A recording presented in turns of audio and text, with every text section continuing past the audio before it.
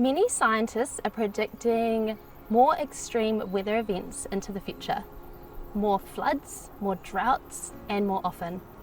So we're likely to see more of the devastating impacts that we saw in the aftermath of Cyclone Gabrielle when it hit Aotearoa last year in February 2023.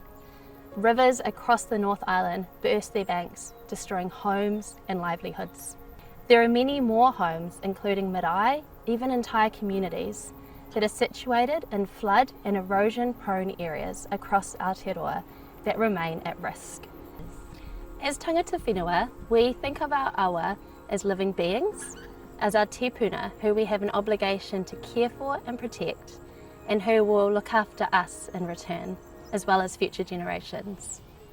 This research project, He Awa Ora, He Tangata Ora, considers how Māori have come to know and continue to know their awa through mahinga kai practices, whakapapa connections, waiata, whakatauki, pūrākau, and many other rich sources of mātauranga.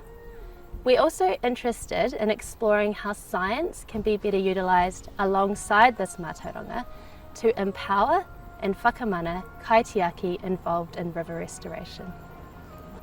Our research contends that tangata whenua and scientists need to work together to better understand how individual awa are likely to respond to climate change into the future. We must ask ourselves the hard pātai, and we need to ask them now. How should we respond to our awa, our tepuna, who can be wily and unpredictable at times? Do we continue to lock them up, to constrain them and degrade their mauri? Or can we provide them the space that they need to flourish?